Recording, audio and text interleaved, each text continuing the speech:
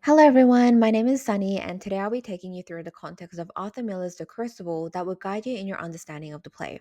Let's get right into it. In order to fully appreciate Miller's The Crucible, first we must recognize that it is an allegorical play. What is an allegory? Allegory is defined by Oxford Languages as a story, poem, or picture that can be interpreted to reveal a hidden meaning, typically a moral or political one. So then, what makes The Crucible allegorical? The Crucible was written in 1953 during the Cold War period.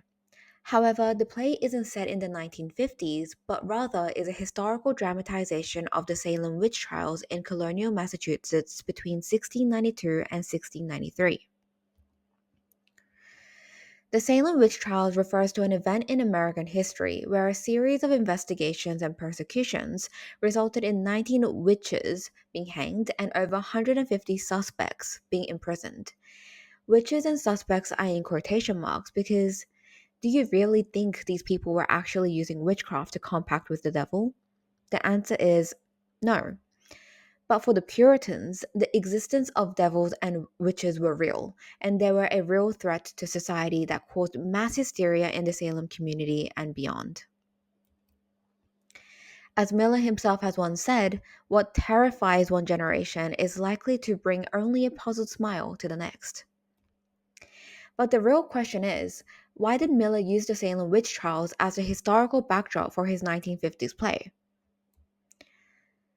The answer is because there were strong correlations between the Salem witch trials and his 1950s McCarthyist context. During the 1950s, a Republican senator named Joseph McCarthy rose to power and brought forward political strategies that revolved around the erasure of communists in the United States. To provide you with a little bit more context, the 1950s marked the beginning of the Cold War that was characterized by the ideological and political rivalry between the United States and the USSR. Thus, any communist affiliations were seen as a threat to the national security of the United States.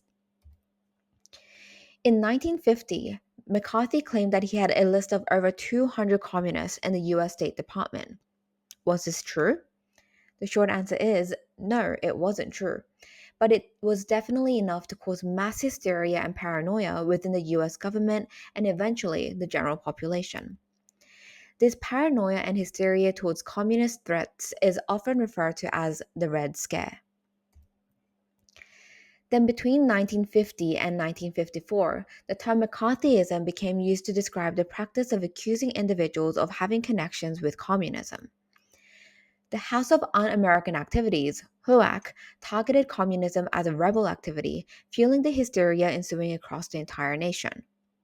Here, a crucial point I like to make note of is the fact that HUAC and McCarthyism are not the same thing. HUAC was, as its name suggests, a committee. It was created in 1938 and operated until 1975, investigating alleged disloyalty and rebel activities against private citizens, public employees, Hollywood, etc., who were suspected of having communist ties. For example, in 1947 and 1951, over 300 people, including Hollywood actors, actresses, and those employed in motion picture industry, became blacklisted or barred from working as a result of HUAC investigations.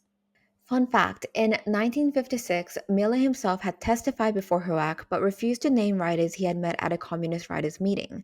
He was convicted, but his conviction was eventually overturned in 1958 by the Supreme Court. So that's the general context of the Crucible that you should familiarize yourself with. And also remember, context is an important part to include into your essay as well. Good luck.